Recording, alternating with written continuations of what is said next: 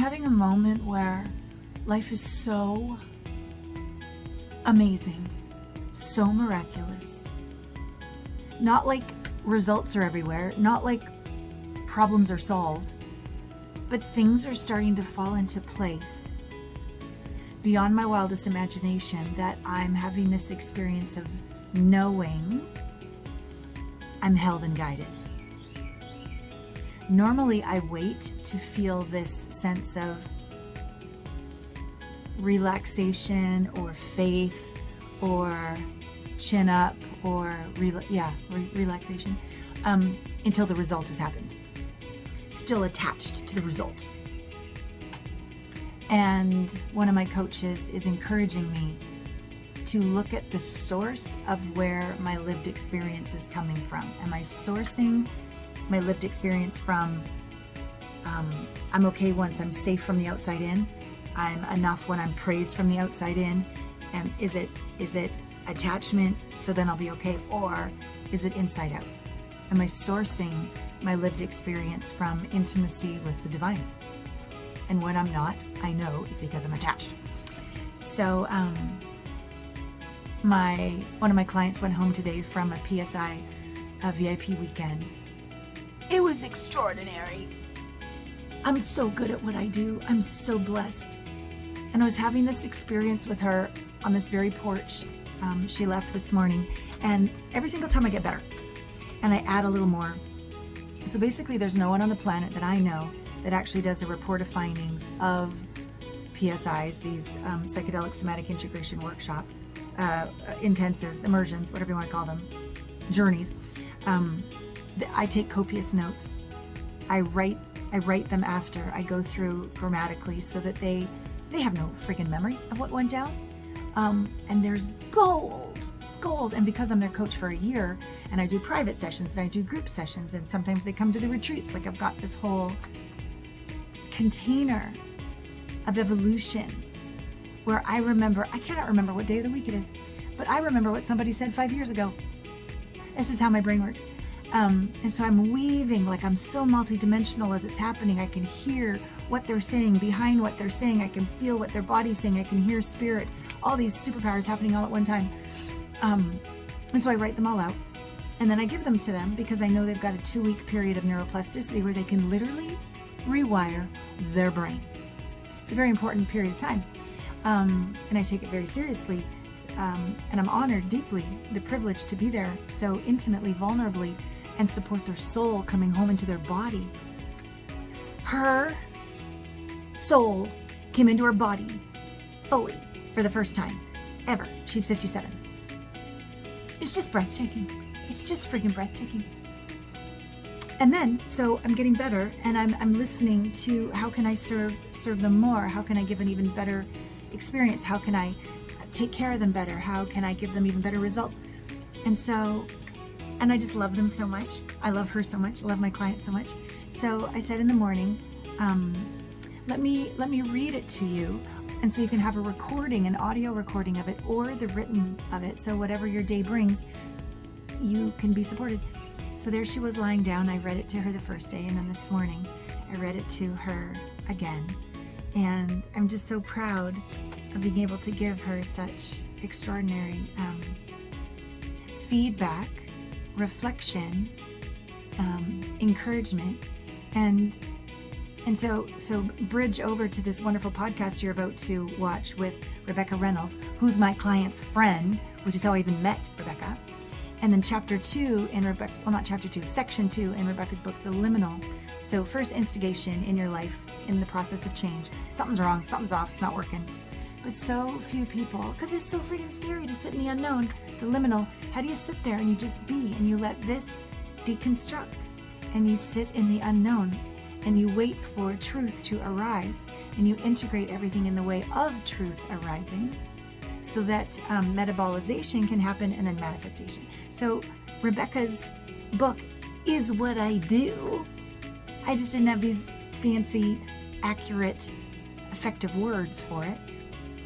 So, oh my God, I got to sit in the liminal as a protectress, as a facilitator, as a multidimensional being, as a sister who loves my sister, as a human, like in this incredible liminal experience for 2 days with my client. Oh my God, and what awakened in every area of her life, as a mother, as a lover, as a gift of her genius working on this planet, all the places. So good. So as you go into this podcast, you're going to see Rebecca and I instantly fall in love. She's amazing. She's brilliant. She's human. And we both get the body. Listen to the body. And even with my sweet client, she's very smart. So a couple times when something would arise in this liminal space, the unknown, and it's a feeling that she didn't want to feel, she's no different than every other client. She's no different than me. When the feeling arises, it takes something to trust the body and let the body feel the emotion and get the autonomic nervous system all the way back to zero. She just wanted to fix it. She just wanted to heal it. She just wanted it over. And I'm like, baby, let's feel. I got you. I'm right here. And it's, and Rebecca in this podcast reflected to me. She goes, that's your genius. And it's because I don't understand why, but I'm unshakable. I'm indestructible. I'm unstoppable. I'm untouchable. Like, I got my clients back. And I know, not think, I know we can get through anything to the light every time. I have, and I have with my clients. And it's, can't even think of a greater privilege. Okay, I should just shut up. You're going to really, really enjoy this podcast. And you're going to fall in love with Rebecca just like me. Enjoy. Welcome to Intimate Conversations, Season 13, Heart Broken Open, where intimacy is an inside job. Hello, beautiful people. Welcome to another episode of Intimate Conversations. Here we are, Season 13, and the subtitle is Heart Broken Open. We often talk about being heartbroken, but I believe we break open. And so here we are with an incredible new guest, Rebecca Borland Reynolds. I'll tell you more about how I met her and why we have the blessing of her on the show today. But let me read her professional bio first. Rebecca Reynolds is a writer of both fiction and nonfiction, as well as the founder and principal of her consulting firm, RRC. In over 3 decades, Rebecca has companioned people on their change journeys, helping them navigate both the process of change itself and their wide-ranging reactions to it. Rebecca is known for her ability to bring diverse viewpoints together in conversations that result in deep understanding and also in a wholly new vision of what is possible. Responding to client roadblocks and confusions, Rebecca has pioneered new methods to help them adapt and thrive. And her timely book, Thresholds of Change, The Way Through Transformational Times, reveals her unique approach to change, personal, organizational, and global, that achieves lasting and innovative outcomes. And we're going to talk a lot about that book. And it's been called a book for our times, whether hiking barefoot in Italy's Apennine Mountains, soaring in helicopters, piping cupcakes, oh my God, worshiping in the sacred spaces of many traditions, or being a hospice companion. Rebecca explores the illimitable human experience and change's vital role in it. And she currently lives in Santa Fe, New Mexico. So first, big hug to you. I'm so grateful that you're here. I want to let all of you viewers know, when you show up in life fully, everything you need, I believe, is provided. And one of my extraordinary clients and Allana Pratt Method coaches, Kristina, she said, oh, you've got to meet Rebecca. I think she probably said that 2 years ago. And then a year ago, oh, you've got to meet Rebecca. And then 6 months ago, could you interview Rebecca? And so we're finally together. So welcome. Thank you so much. I'm so thrilled to be here. Woo. Yes, absolutely. So we started this conversation kind of exactly what we're going to be talking about at the end of her bio, as you heard me just say, Santa Fe, New Mexico. And at the pre-record of this podcast, I am living in South Carolina.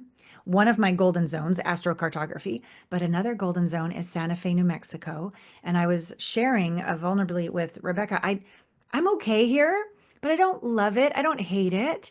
And Santa Fe being one of my golden zones, kind of just being open to where the universe wants to send me. So tossing it to you with this aligned wisdom of the body knows. Yeah, I loved when you were talking about, I don't know where I want to go. And I find that space of I don't know, it's the sort of first threshold into really allowing change to happen. Mm, And my book talks about how change really happens in the body first, mm, which is kind of counterintuitive because people usually see change as a problem. And when right. we approach a problem, we usually bring our minds to Yeah. analyze, Google, and ask experts. But I've noticed that while that all is good, if you start there, it's premature because the Mm, body, I mean, think of a 5-year-old, right? They don't say, Mom, I'm going to grow 5 inches this month. Let's map out a plan. no. Their body does it, right? Yeah. The Yeah. parents can support that with good food and exercise and sunlight and all that, but the body is doing it. And nothing is different when we're older. The Yeah. change is happening here first. So, how do we know what's right? We let the body tell us. So, I was Mm. thinking you should come to Santa Fe. I'd love to see you, and you can see if it feels like your place. Right, right. This is great. We're so aligned. I've been doing what I've been doing for over 20 years. And while I was trained in a lot of different processes, all of my Allana Pratt Method processes are really just an excuse to get in the body and feel, really. They might have different themes. This one's more about shame. This one's more about anger. This one's more about Oh, fear. so good. But they all are I'm quite theatrical. I used to be a dancer and all this kind of thing. So they're visual, but they take us into the body to feel what we are trying to bypass. So how on your beautiful life journey from all these different wonderful stories, helicopters and cupcakes and sacred sites, how did you, and you're very intelligent, how did you get that the body really is the place to begin? Well, that is such a great question. I believe I knew it as a child. I think we all do. I Yeah. mean, change is our natural state. Look at children, how quickly they're change machines, literally, right? Yeah. And then we get our identity and our personality that we need in this world. Hmm. But unfortunately, the very thing that's sort of our little vessel to take us through the world becomes an impingement. Hmm. So, and then we get more and more entrained to the mind, right? Through college or, whatever jobs or whatever it is, right? And so I feel like I had to find my way back to the Mm, body. mm, And it happened in varying moments over my life. I remember one day I was miserable and I was driving to Boulder. And the mountains are in front of you, Boulder, Colorado. So the huge Rocky Mountains are in front. And the sun was coming through the clouds and it was doing that thing that it does, making uh, those beautiful beams. yeah. And I just remember feeling this sense of joy and just sort of incredible possibility and euphoria. Yeah. And I thought, so all this stuff in my head about, I'm so sad. But if I can just feel and see what's out there, right, in my Yeah. body, it can give me a new direction. It took me a while to figure out, though, how to follow that Mm, instead mm, of like second guessing it or trying to create meaning about it, all of that business. So it's right. taken me, it's taken me a long time. But like I say to people, we're given lifetime for a reason. It That's takes a right. while, right? Yeah. I love this. Just a little foreshadowing. There are four thresholds in her incredible book. Instigation, the liminal, metabolizate. How do I say it? Metabolization. It's a tricky one. Metabolization, and manifestation. So the first little story that reminds me of what you were saying, when I was 18, I was going to college, wasn't happy, didn't like I was studying business because I didn't want to be a pharmacist like dad or a teacher like mom. Best friend had died 2 years ago, 16 years old. Um, I was going to live, and that's the first time I actually decided to live with my heart broken open. Um, Wow. and I had been a dancer since I was 5 years old. And that seemed like, of all the things one could do on the planet, that seemed like the most fun. But of course, that was not what one should do. One should go to college. So I was studying business. I mean, it was awful. And then I just got this harebrained idea that I was going to go dance on a cruise line to figure my life out. And Uncle Phil drove an 18-wheeler semi down to LA once a month. So I quit college. Parents were pissed. And I get there and I was good enough, Rebecca. I was talented, brave, but I didn't have a visa, didn't have the working visa. Oh, So $40 left to my name to go home and admit failure and go back to college. Fuck that. I'm not going to do that. So I just kept going, and the universe, I guess, honored or met my both my commitment and my surrender. And I got a job yes. dancing in Japan. So the next thing you know, I moved halfway across the continent, or planet, sorry, planet, And I spent 4 years there and backpacking around and dancing and being a spokesperson. It was like so phenomenal. I was so happy. But my God, there were some dark nights of the soul where I was mad at God. I was following my dreams. Like, how come you're not supporting me? So there's like a little baby sort of change, kind of following my gut, um, integrating emotions. So as we begin to learn of how you've broken this down so effectively, take us on a journey Yeah. through your Well, I book. want to use the example you just gave. I mean, Oh, it's so perfect and beautiful. And this is the thing I want to say to people about the book and the stages. Okay. They are describing something I just call the change process. okay. So, what we don't think of change as having sort of its own deliberate sort of process and sequence, Yeah. like climate. Climate moves through 4 seasons. We all Yes. know it, we all know the names, Yeah. and we know how to behave in them. Yeah. You go out in the summer in a big, huge coat, you're going to be uncomfortable. So we don't Right. do that, right? But unfortunately, in change, we don't see it as a process with stages. And I Um, kept thinking, everybody's making this so much harder than it needs to be.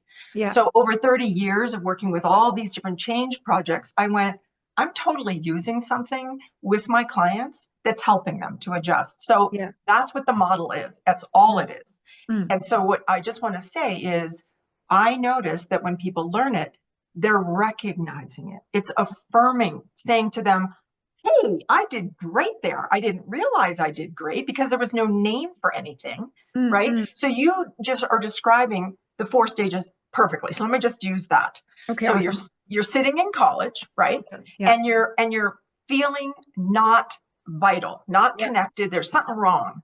Maybe you get a little pissy, maybe you feel blamey about your parents, or maybe you just say, this isn't for me. That's instigation. Okay. Yeah. Instigation is where something is destabilizing. It Hmm. may have been something that worked before or we thought would work, Right. but it no longer does. Right. And we can just sit there and try to make it work or suffer through it and sit there for long periods of time. And Yes. my clients usually call me in because they're stuck there, Right. right? Right. And they need someone, I'm imagining it's the same for you, why people call you. Oh, They yes. need help. They need to be stewarded across the threshold into what I call the liminal. The Yeah. liminal is the great unknown. Yeah. We move into it because we sense that we don't know what to do. If we Right. did, we'd be We would doing do it. it. Yeah. So we surrender to not knowing, and that's when the wisdom of the body kicks in. I love you so much already. Keep going. Sorry, not to interrupt, but yes. It's great. So you get even in a truck and drive. It's like you're allowing the flow to take you. And Yes. you try the thing and something happens. Doesn't Hmm. work. So you experience a little bit of fear. That's also part of change, right? Is Yeah. if we think we have a plan, Right. right? Notice that what you first did was you felt the body and thought dance would be great. That was where your joy was. Yeah. But you shut it down because of your parents and your beliefs and your shoulds, which is typical, right? No problem. But you were called. So then you created a plan, and that Mm. plan didn't work. But was the initial longing wrong? No, no. It was And the spot on. universe was saying, are you really there? Are you really committed? And you were. And so Yeah. then, wham, the Yeah. form opens. That's metabolization. When we bring in the new form, you thought it was going to be a cruise ship, it was Japan. Right. Do we care? No. The universe knows best, right? Yes. Then once you find that form, you're in manifestation. The Right. change inside of you has manifested in your reality and you're Yes. living it. And I love what you said. You said, so I'm hiking everywhere and I'm living in Japan and I'm being seen. That's what happens in manifestation. We're wanted and we have all these opportunities because we're aligned with Yes. ourselves, right? So you just Yes. gave me the perfect example of the 4 stages. Well, I'm very impressed with myself. Thank you. I'm very Yes. impressed with you too. Thank you. And it's so wild because that's what happens when people do call me. They're in a marriage that isn't working, a relationship that isn't working. They're being single and or they're dating and they're not finding aligned partners. So it is very similar and that or similar. And that next stage of the unknown is and letting go when Yes. we're not the realization that, oh my God, we're actually not in control. We thought we were little control freaks, but we're really not. What are some of the points of view, tools, practices? I mean, to me, it's a spiritual training to surrender into the unknown with your eyes open and continue to move forward. It's for the brave. It really is. But I will also say it is our natural birthright. It is Mm, how we are born and wired to change. What gets in our way is this preoccupation yeah. with what I refer to as the I know mind, right? It's the Yes. part of us Yes. that knows. Now think about it. Your mind learns all kinds of things and you know all kinds of things through your life. Yeah. But when you're ready to take a leap in your growth as a human being, Yeah. the mind is not much good to you because you're going to grow beyond what it knows. Right. So you Right. have to be able to say to it, you know what? You need to step back. We're Yeah. not Googling, we're not calling any more experts. We're going to just go on the adventure. Yes, Mhm. it's scary. So we Yeah. might need a companion. I call Right. you and me change companions. Oh, I love Because this. we go along on the journey, we hold their hand, Yes. we notice we're a guide, we say, hey, look at that bird in the sky there. That's a sign, right? Yeah. Until the person finds that in themselves. Everyone has their own internal change companion born Right. into them. It's part of Yes. our DNA, right? Yeah.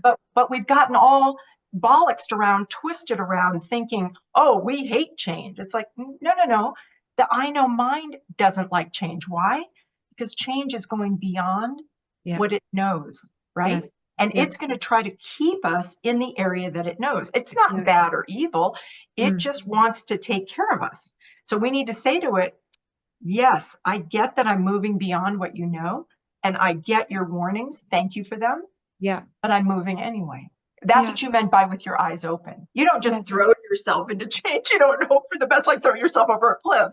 No. With great intention, Yes. great care. Yeah. And we hold ourselves when we feel afraid, right? Because I mean Yes. but if we don't do it, we stay stuck Yes. in our marriage, in our job, in our house, in our whatever it is that's Yeah. keeping us. And just like look at us with the planet, our Yeah. way of life is being called into question. And if we keep persisting, we're Yeah. just going to get more and more uncomfortable. That's how change works. So my feeling is let's go for it. Let's find a way to support each other. Yeah. As you were sharing that we are change companions, I mean, it still brings up tears. Like, I don't think there's any role more privileged than walking into a shadow with someone and knowing something amazing's on the other side. Shit if I know. Yes, that's right. Oh, it's just such a profound honor. Yeah. I'm so with you. It is, and it also is, it's my greatest, it's an addiction to watch when people Ah, open into that. They yeah. release those old stories and those old Yes. shoulds. And Yes. then all of a sudden I can see them before my eyes come back to life. Right? Totally. Right? Oh my God. There's a new client. He started in March, so just like a little bit ago. And when we first had our call, when someone has no color in their face Yes. and they're so intelligent and they're so in and their eyes go up because they're thinking and looking for all the file folders in their head all the time and they won't stop talking because if they do stop talking, then they'll actually have to feel something. And by the end of that 1 hour, there was color in his cheeks. Some emotions had come up and like he had read every one of my books and he just wanted to talk all about that. I'm like, thank you. I really am flattered, but how do they make you feel? Yeah. And that is terrifying to this gentleman. He's retired, but he's brave enough to step into a community, step into this work and start to feel and to see light in his eyes, color in his cheeks. He's speaking. I say, speak from your balls, not from your mouth or whatever. He thinks that's kind of fun, but That's good. it's getting them down into their bodies. That's right. Dropping down. Yes. And we can drop down. I love that you said balls because most people think, oh, it has to be the heart, and I say drop into the body wherever the body's calling, Yeah, yeah, right? The yeah. body is so doggone intelligent. I always say it's the closest thing to God we Yes. will ever know. Oh, It is processing billions of inputs and it is giving us every experience we have. Everything you and I are doing right now is because of our bodies. Yeah. So, but we act like they're just this annoyance, oh, I have to go to the bathroom. I have to feed it. Oh, what a pain. Instead, how about if we're treating it with such reverence because Oh, it is so much smarter than our little I know mind. oh, you're so right. You're so right. I think that's why I love, I've done all these coaching for 20 years, but I've added psychedelic somatic integration work Mm, in the last for me, the last 5 years, and for clients about 3 years.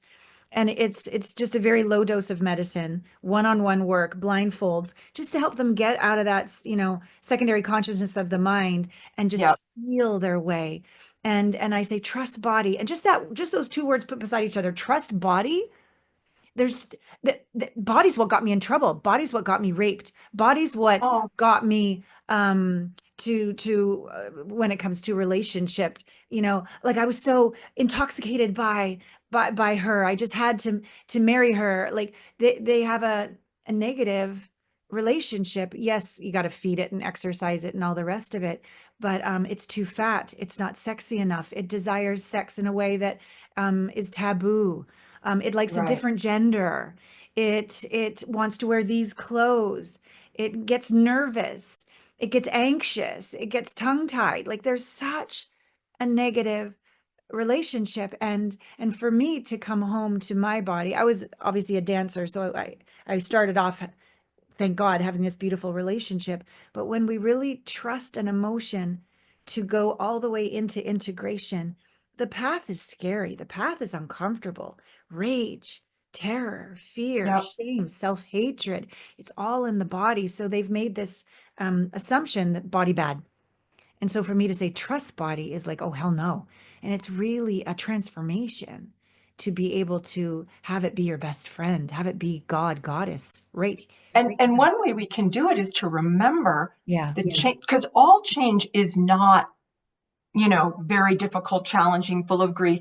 Some change is full of joy, excitement, enthusiasm. Ecstasy. So you Sure. can use the instigation stage, many people do, as a runway. So like I'm kind of a change junkie. I Yeah. moved 5 times before age 9, and Uh-huh. I changed schools 10 times before I graduated high school. Wow. So I was seriously, dealing with change. Yeah.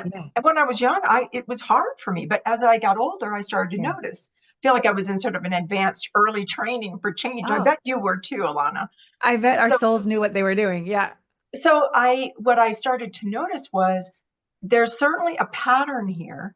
And sometimes it's a pattern that takes me into discomfort. It's when I don't want to let go of something, Yeah. whether that's a physical something or, as you were saying, a thought, a Yeah. belief, Yeah. right? Like, my body was why I got raped.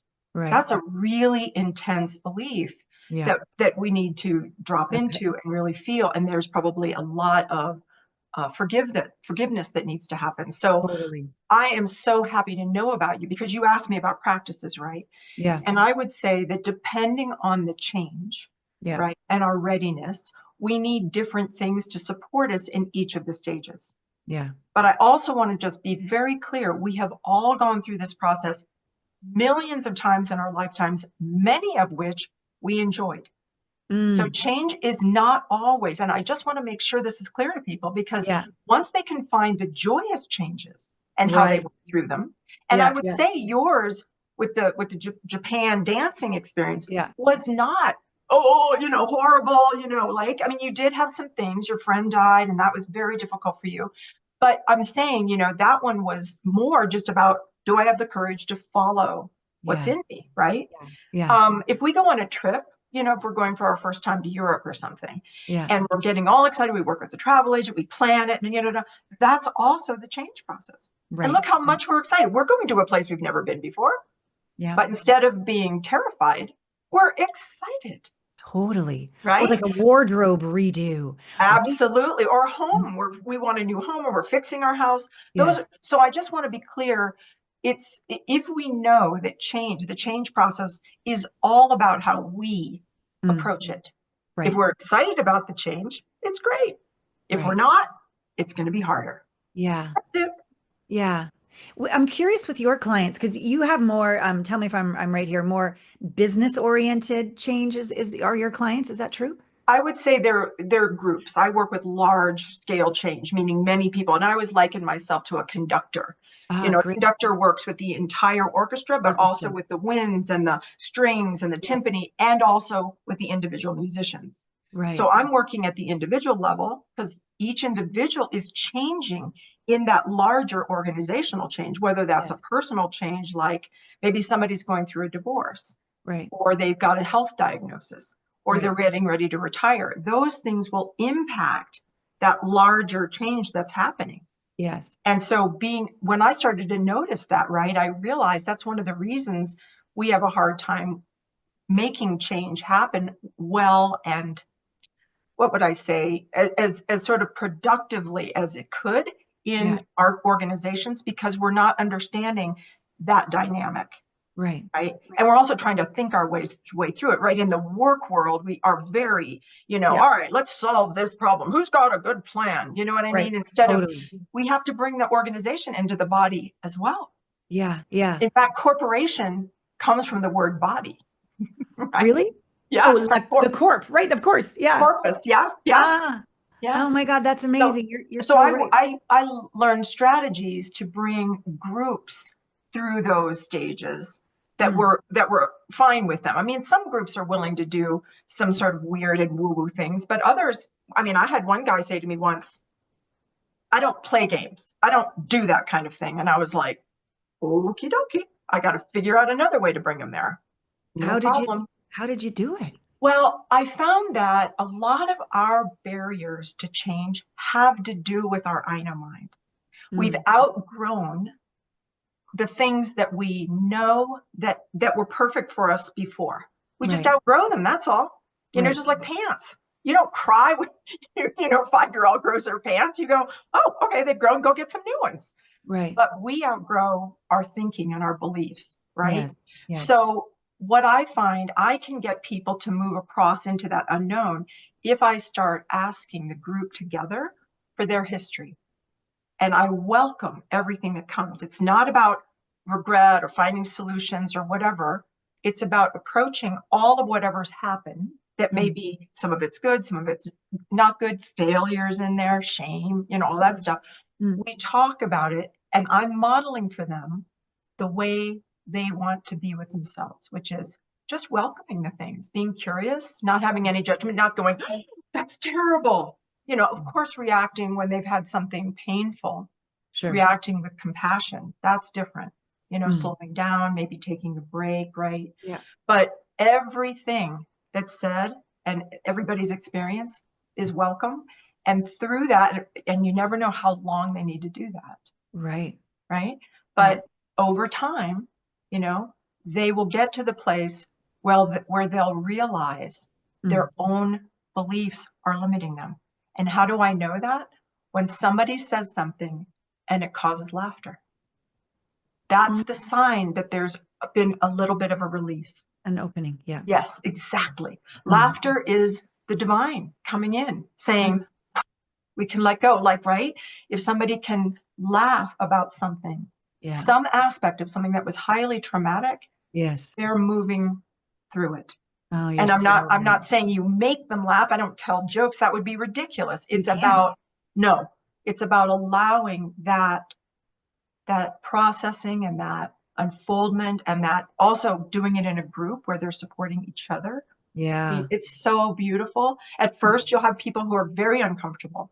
Yeah. They're cynical. What are we doing? This is stupid. Storm out. I've had people, literally slam their hand on the table and say, fuck this, and walk out. And I'm like, I remember the first time it happened, I was facing the flip chart. It's the old days when you use flip charts, Yeah. And unfortunately, I was turned around because I was just like, oh my goodness, what do I do? And this voice came in and said, nothing, keep going.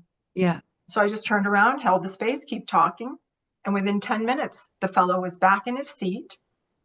And the guy next to him put his hand on the guy's back and patted him.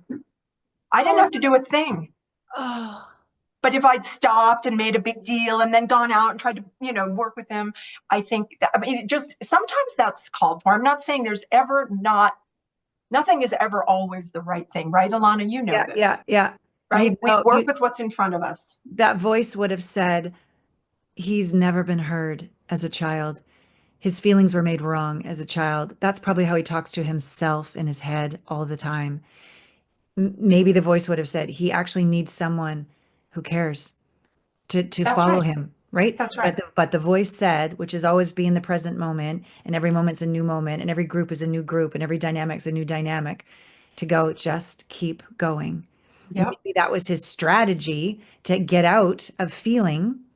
It certainly is the strategy of staying in his head, yelling at himself so he doesn't go down to the owie, the wound inside of his body. But wow. And blaming. I mean, that's what I see cynics do.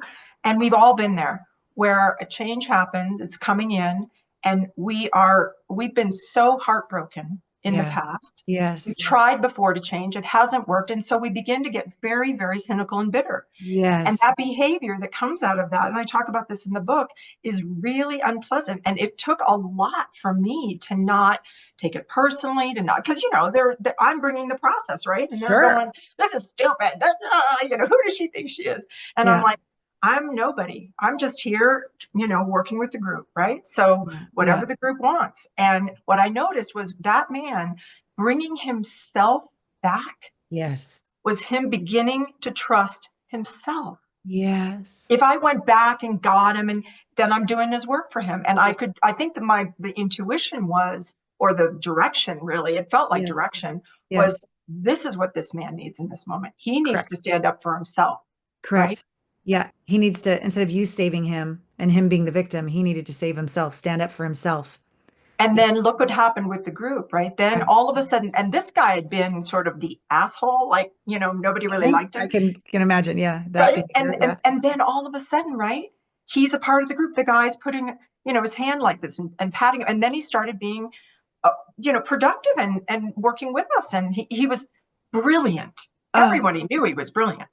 But I right. think the more brilliant you are, a lot of times, the more your heart gets broken. Sure. And the more you Because overuse your mind too. you overuse your mind, but you also have this vision of what's possible. And the world is, slower and harder to get Sure. moving. And Sure. if you don't have those skills, if you just know, I know I'm right, let's go, come on, right? The world's just going to go, nope, and shut you down. And I think that was, his experience. And Right. so I didn't have any judgment about him doing that. Right. Right. I didn't say, oh, well, we have to stop. That was inappropriate. That language is, I didn't do any of that. It was just like when he came back in and his guy went like this. And then, I was asking questions and I looked at him and he had something to say and I listened and wrote it down. So it was like, I just don't miss a beat, Yeah. right? Just He's included. right there. Wow. Yeah, it's Trauma beautiful. occurs in relationship, right? And Yeah. healing occurs in relationship. So, what a beautiful example of him being triggered of a past trauma, but then him coming back into a sanctuary of non-judgment, inclusion, and healing in the body. Because I'm sure his autonomic nervous system, like it was racing when he was like, fuck Oh, this and left, right? He probably yep. dissociated, right? Totally. And Yep. then probably outside did level three, what's the point? Why should I go back in? Hopelessness, right? Probably for a second. And then I don't know where the feelings got processed, probably maybe even just putting his fist down of like the rage that's been stored towards himself and towards other inside of him. But he got to come back into and have a completely new, visceral, communal, and not that you're the parent, but that kind mentor, Yeah. right? That kind mentorship where he's safe. Yep. Doesn't have to be Yeah. perfect. Yeah. And that's so much what the companioning is about, is Yeah. holding the space, Yeah. not freaking out about whatever happens. Right. I mean, really weird things happen when people are going through change and they get a feeling Yeah. that it's actually going to happen this time. And it's very scary. And what I sensed is there's certain people that need to kick really hard Yeah. to say, is this really possible? Really, are you really bringing me change? Because I want it so badly, I can taste it. But if Yeah. this is going to break my heart again, I'm not doing it. Right. Yeah. And Yeah. so it's I mean, I got chills. I can Yeah. just feel like Yeah. my job was to just hold that space for people. Mm. And So, doing it in groups was super interesting because mm, it's not just one person, right? You've got the dynamic of everybody in the room. 100%. It's 100%. phenomenal. Oh God, you're so magic. Yeah. Oh, no, I'm No, not magic. no, no, but it's almost like the evolution that you've embodied with your ability to show up and let go and guide and include and surrender. All these skills is magic, Rebecca. It really is.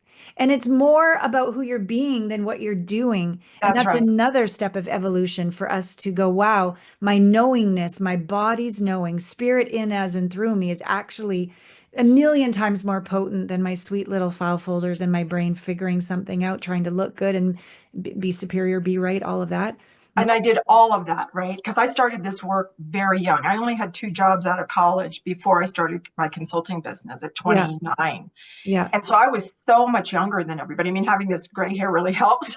People listen a little bit more. But when I was young, I had to just rock and roll. And I had oftentimes, men, this was back in the 80s, right? Sure, So the sure. world was, not very even. And I Yes. had men a lot of times 10, 20 years older than I was. And one guy, actually, this is in the book, he was a serious scientist.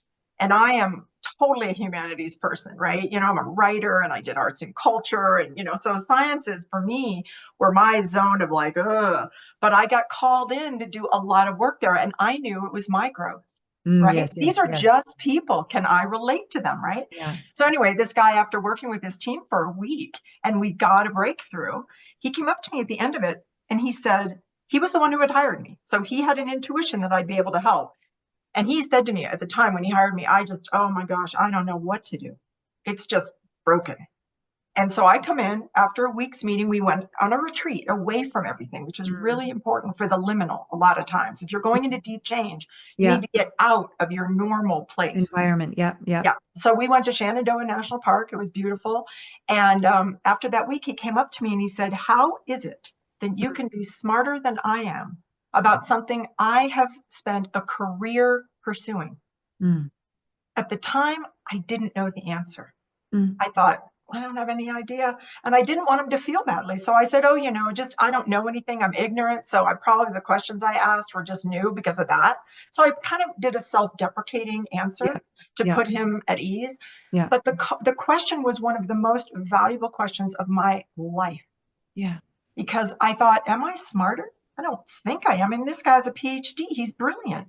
So it started to make me think, what is it that I'm doing and paying attention to that makes me seem smarter? Right. And so I was kind of right. I didn't know anything about the content, and he was a total content expert. Yeah. But what I was using was the change process Right. and knowing the stages and that we need to work with those stages. And each stage asks something different of us. Yeah. Knowing that, I was able to help them move through it much more effectively. And that's what made the difference. So it took me a number of years to answer that question, right? Yeah. But once I did, it was very powerful. So I'm very, very, he's still a friend of mine. I'm very, very grateful to him. Oh, that is Yeah, it's magnificent. beautiful. Yeah. And it still happens today. Less, but this invitation you said earlier about like, I don't want to do this if you're going to let me down again. I don't want to do this unless this is really going to work. I don't want to That's do right. this if I'm going to be let down again. I don't know if I can get back up again. That's right. Right? And you got to respect that, right? Yeah. I mean, I totally respect that. I come in behind so many failed efforts. Yes. People come to the table and they are so cynical. They just kind of start like, Right. oh, what's she Right. want? What's she doing? This is a waste of time. And so, I have to really just hold the space, keep going, and I have all my little, tricks like we do, our strategies and things I do. But you're right. The main thing I do, I remember there was a football coach. Can't remember who it is. I'm not a football person, so everybody else is going to know, but I can't remember right now. But anyway, Vince Lombardi, Neither. maybe. Sorry, I'm no help with football. Yeah, I think it may have been Vince Lombardi. If in fact he's the football coach, who knows? But anyway, Okay. somebody said to him, how do you keep winning all these, Super Bowls and all Yeah. these games and Yeah. everything? And he said, well, basically, I love my players. Oh, And I yes. went, oh, that's what got it for me. It's not love, romantic love. It's No, love of humanity totally. and curiosity about no matter what it is. The most cynical behaviors are grounded, as you said, in some sort of trauma. Yeah. So to get snotty with the person and judge them and get right back in their face, it's just going to make it worse, right?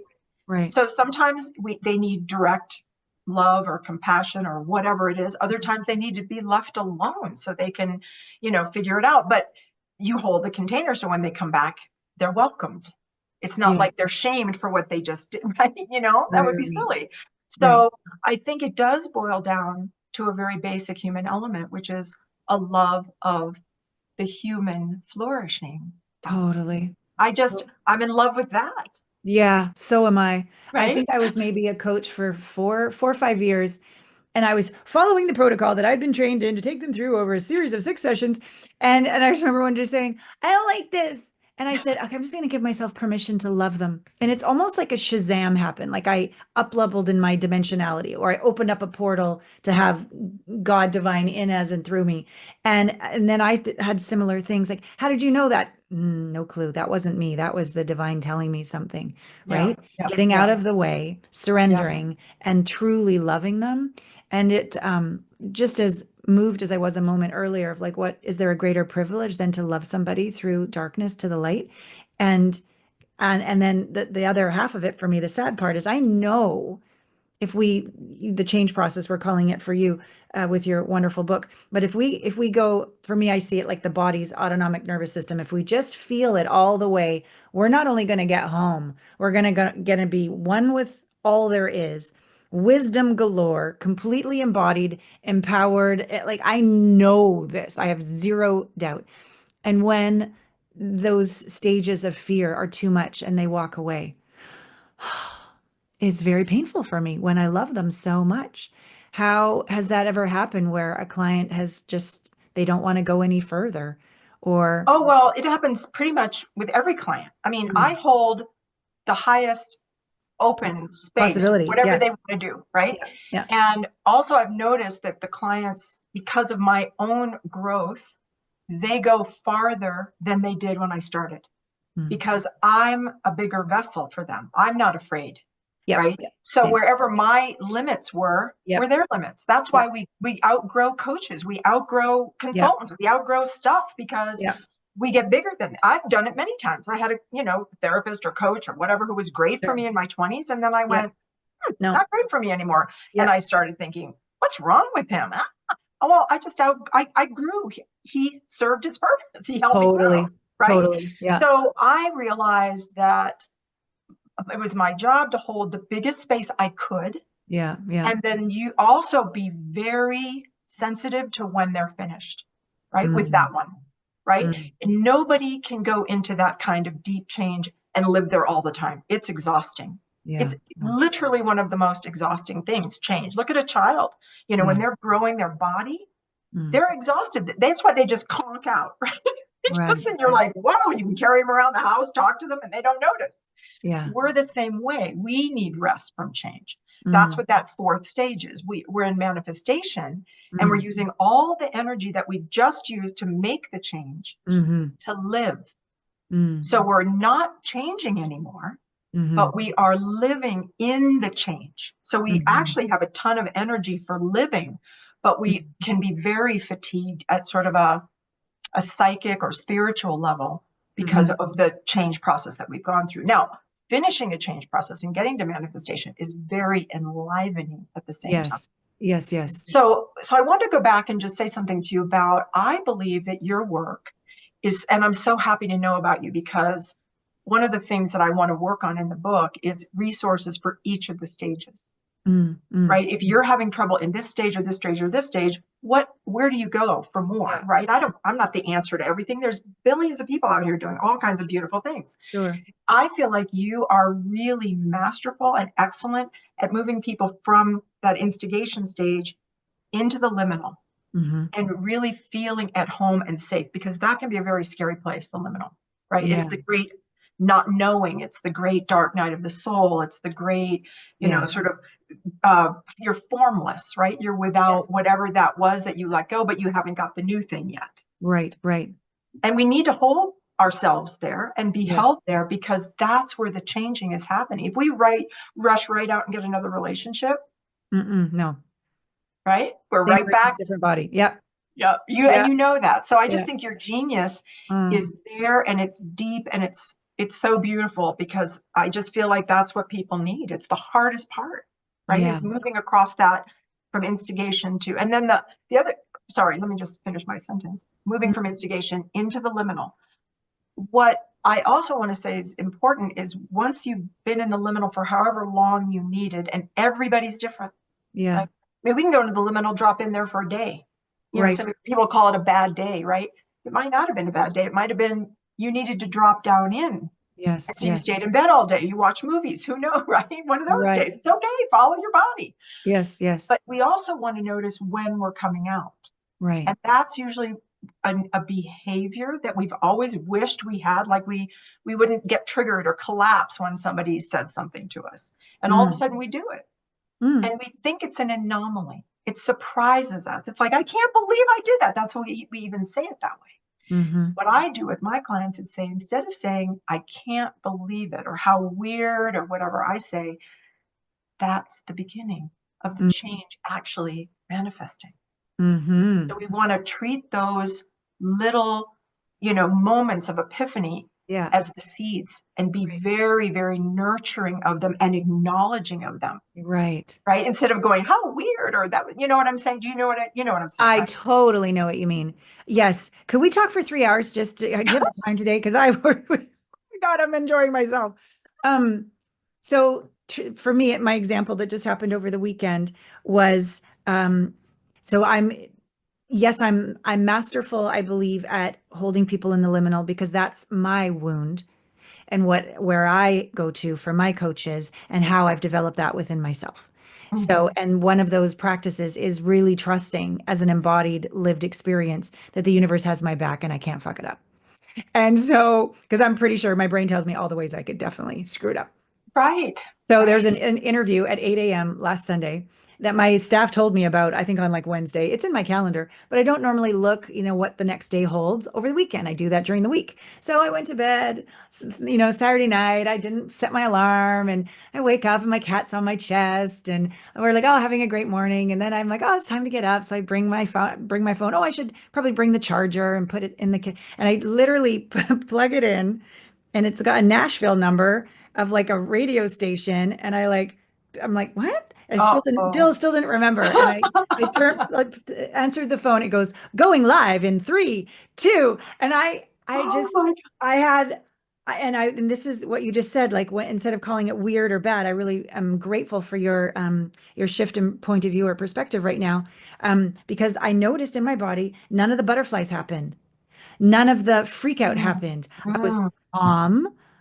I was totally there. I sat down. I was a little bummed I didn't have a cup of coffee yet, but fine.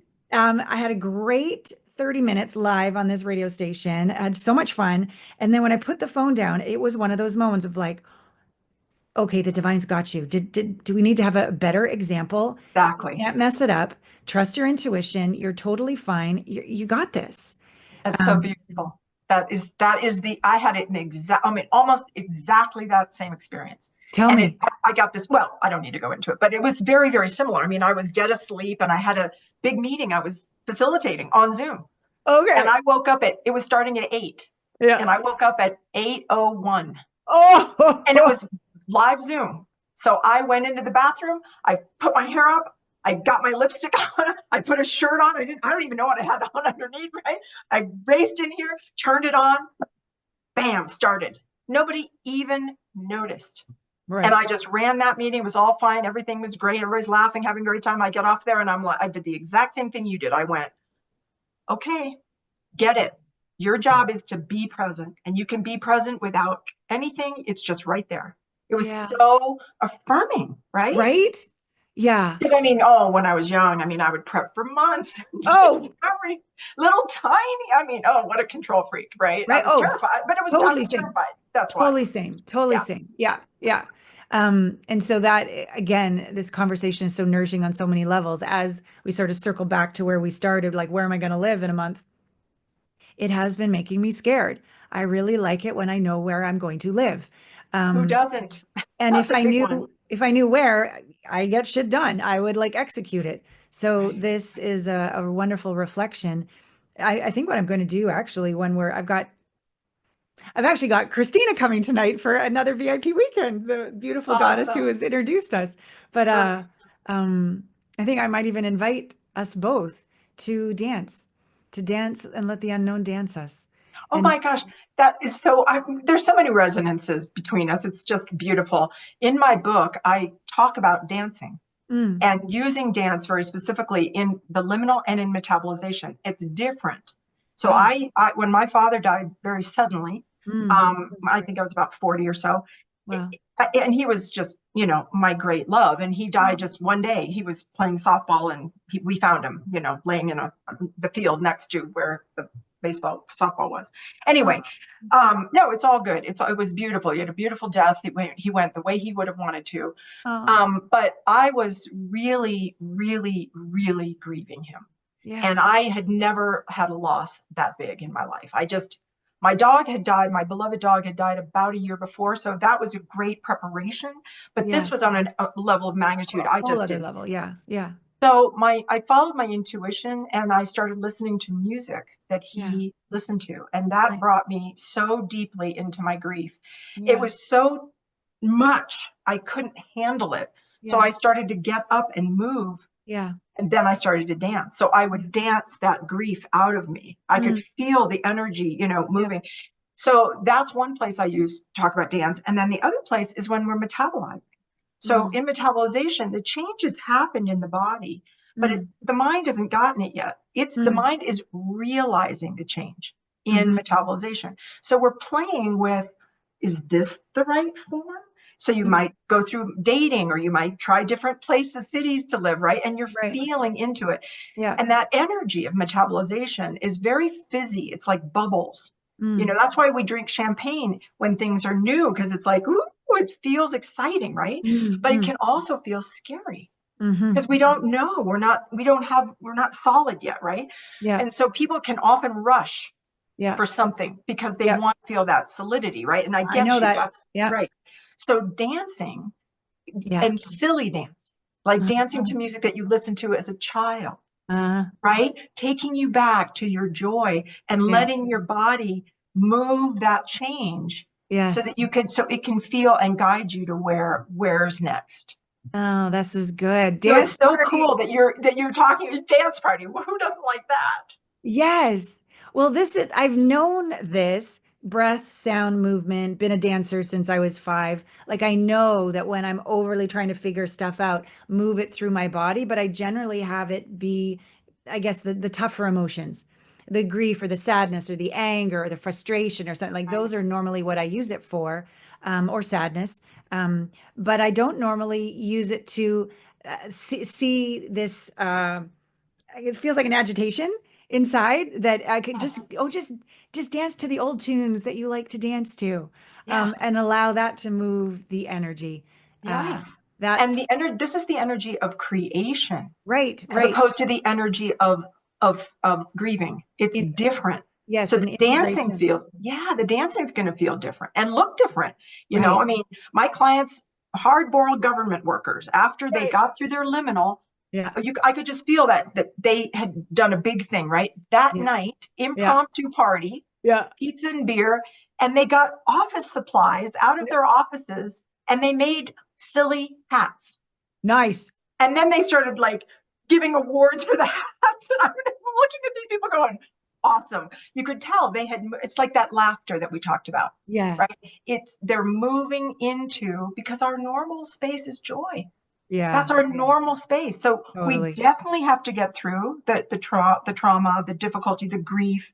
Those need to be honored and not diagnosed as a problem. There's No, nothing wrong with you, no, no. It's called being right? human. That is Yeah, perfectly healthy yeah. and normal. But we know we're getting through it when we start feeling, woo, right? Right, right. Oh, that's such great reflection as well. I love the way you explain things because it's reflecting back to me what some of my unconscious competences are. Like at the end Exactly. of my retreat, the last night we do like 5, we did 7 days this time, but generally 5 days. It's costume night. And then we go out on the town in our costumes and they've worked hard and they've done a lot of work and it's time to celebrate what's been embodied. Um, Exactly. and I didn't know that that was part of this change Yeah. process. But see, that's what I'm saying. It's so natural. All I'm doing is putting language to it Yes. so that we can talk to each other Right. easier. If we say to each other, let's go on a vacation together, let's go in summer, everybody knows what that is, so we can Right. pick a spot. I'm Right. not going to say, let's go to the Arctic or something if I want to be on a beach, right? Because I'm saying summer. So we all know that. But in change, Mm. we say things like I'm grieving or I'm confused or I'm stuck. Those are all sort of negative. They feel Right. Like right. So something's then what wrong. do your friends do? They try to move you out of it sooner. If we know I've been in instigation, I've been stuck in this, I'm finally feeling that I'm ready to move into the liminal. I'm designing Yeah. what my liminal is going to look like. Then you're co-creating with the change process, Right. It's an right? honoring of this stage. Yes, and how normal and needed it is. Right. There's nothing wrong with you if you don't have any energy to do anything for a while. It Right. shows you're going into the liminal and you can protect yourself, Yes. different ways and get support for that, right? Yeah. I often have the visual of like when the caterpillar goes into the chrysalis, you don't go, bad chrysalis, get out. And we all know That's if you right. cut it out, the butterfly dies. So to honor That's every stage. exactly. I even use that language. We're in the chrysalis of our own becoming. Oh, you're And we such do a it gift. Sorry to interrupt you. just no, we're just like on the I think anybody who's present with change Yeah. is it gets this. And Yes. all I'm trying to do is put language to these stages so that we don't have to feel so ashamed, Yeah. so weird, so isolated. Right. Change can be so isolating to people. And it's like, it's the most natural thing in the world. And we grieve much more than just death. Mm. We grieve jobs, Hmm. right? We Yes. grieve roles, we grieve relationships, we Yes. grieve homes. I noticed I was having buyer's remorse for my car. Every time I buy a new car, I'd have buyer's remorse and I'd get all in my head and say, I think I bought the wrong car. And I'd be all nervous. And I finally went, what is this? And I realized it was just because I had some grief related to the old car Right. that I hadn't processed. And that might sound funny. You're going to No. grieve a car, but that car, right, was my skin taking me around the world for, whatever number of years. Yeah. And it deserved to be honored, right? Yeah. Oh, And yes. just doing that meant that the buyer's remorse was gone. It didn't happen anymore. Right. Right. So I see this with empty nesters, not really grieving and overstepping to try to get onto it or staying stuck and still connected to the kids when it's time to let them go. Right. totally Yeah. perfect example. Yeah. Perfect example. Yeah. Yes. Mm. And the grieving is very individual. Yeah. One person's grief is not another person's grief. So it's very important that we tap into the body again Yeah. because Yeah. grieving is a process of the body. Right. Right. Tears and the mucus are about washing Yes. us clean for the new. I mean, it Right. literally is that simple. So, I mean, Right. if you're not a big crier, that's okay. You might get a respiratory illness. That's what I think COVID was. Look how Yeah. many people got respiratory illnesses at the same time. That's a Yeah. lot of grief being processed at a planet-wide, Yeah. level. It was phenomenal to me. I was watching it going, whoa, Right. this is intense. So anyway, there's all kinds of signs and indicators for each stage that can make us feel, like you said, recognizing my unconscious and competence. Isn't that fantastic? Yes. Like, you know how to do this. You got this. Yes. I got this. Slap my ass. Oh my God. Okay. I want everybody to get Joyous. her book, Thresholds of Change, The Way Through Transformational Times. There it is. Woohoo! And I want you to go to RebeccaBorlandReynolds.com to get it. I'm going to put all of this into the show notes. And now we're going to also go deeper, like we could go deeper, but we're going to go deeper over on Patreon. We're going to have a little dance party together. And I'm going to ask her some of these delicious questions. And in conclusion of this portion of our conversation, what an honor it is to meet you. It feels like I've met a soul sister reflecting what I know, but also opening up what I didn't see. And then at a time of moving, you've reminded me that I got this. I know how to do this.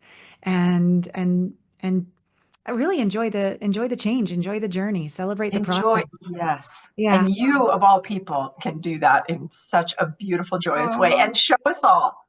thank you. Yeah, Stop, I'm so stop, excited. stop. All right, gorgeous What a one. pleasure. Thank you so much, Oh, Alana. thank you, Rebecca. And thank all of you for watching. I hope there was many mic drop moments for you as you're having these reflections in your life as well. So when you're done with this, watching this podcast or listening, before you join us over on Patreon, please just take 5 minutes. Maybe go outside, put your feet on the ground, and really connect in what moved you, what's stirring in your body, and be with it. Maybe you want to cry. Maybe you want to dance. Maybe you want to journal. Maybe you want to go for a walk, but allow it to shift something inside. And then we'll see you over on Patreon. We love you with all our hearts. See you next week on Intimate Conversations. Get out there and make love to life. Wasn't that amazing? I really want to impress upon you how truly intense and challenging it is to be in what Rebecca calls the liminal, the second stage, and why so many of us stay stuck. Being in that stage isn't my entire business. It's intimacy with yourself and the divine in the unknown. It's uncomfortable. There's intense emotions. Most of us just want to get the hell out of those uncomfortable emotions. Where's my drink? Where's my social media? Where's my porn? Where's my something? And because we can't be with it ourselves, I have a lot of clients who are parents who are unable to be with the discomfort of their children going through this liminal stage of discovering who they are on the planet.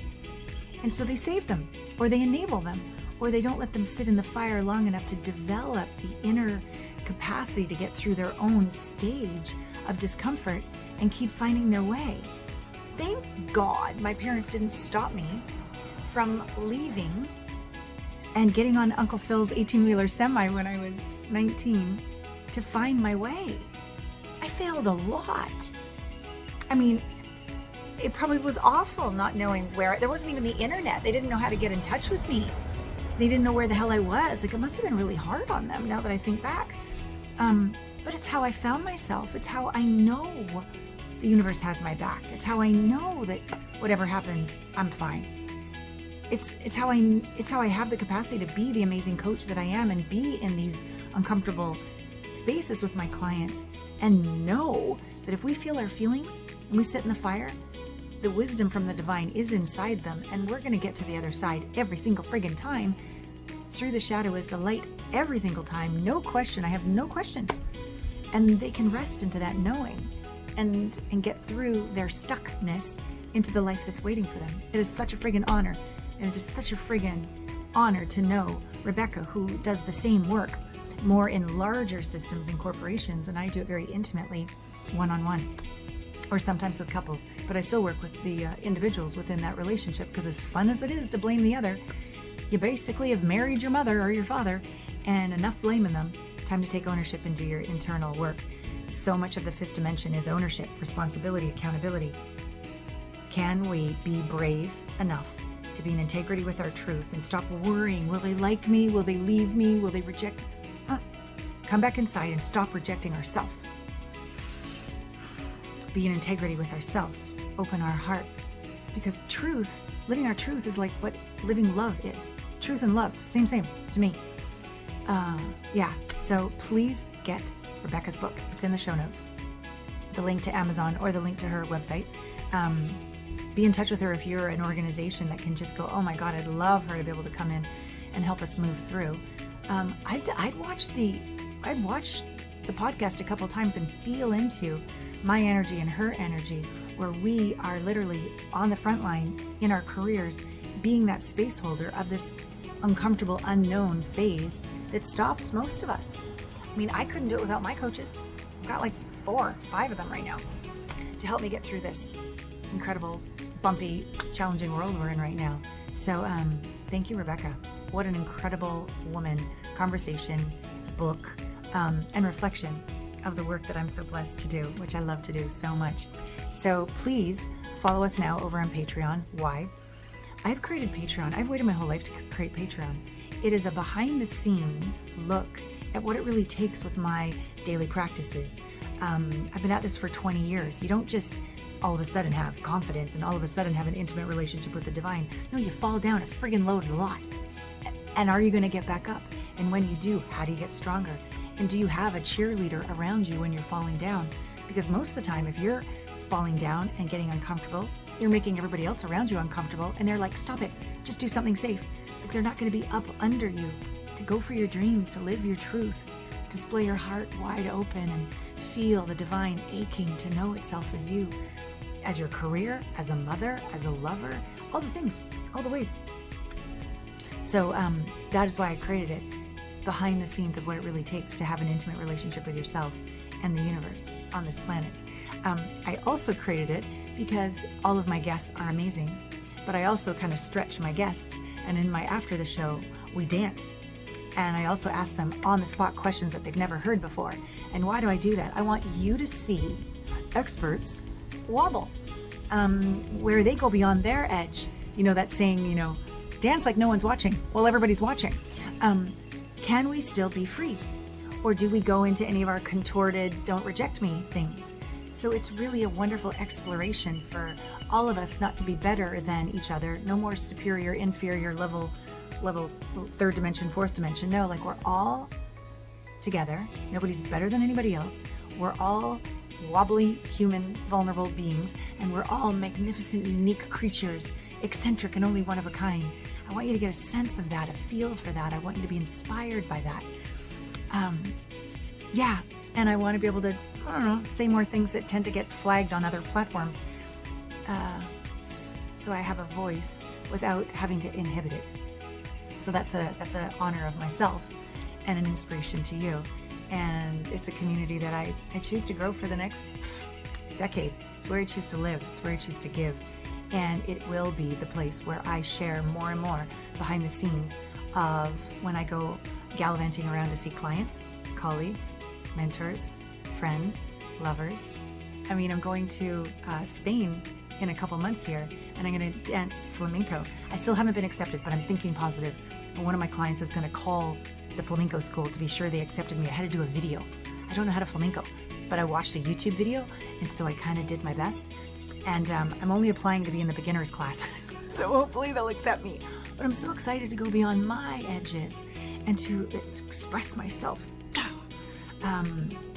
more fiercely, more lovingly, more directly than ever before, and be a student. It's so good when I'm so masterful at what I do to balance it out with being a student, to being in the unknown, so that I keep my going beyond my edges and I walk my talk with my clients. So join us. Join Patreon today. There's 2 different levels. You're going to be able to see us in the heart-centered foundations level, Dance with Rebecca. All my other clients dancing as well. The Sensual Liberation video vault and libraries there. The vulnerable behind the scenes videos are there. I answer your questions every single week there. There's just so much content. Wonderful dyad, which are these communication practices with your partner. So you really want to sign up and go, hey, I don't need to invest to the level of coaching with Allana, but I basically get coached by Allana in all these different forms every single week, because together we're better. All right, I'll see you over on Patreon. I love you with all my heart, and thank you again, Rebecca, for the blessing that you are in this world.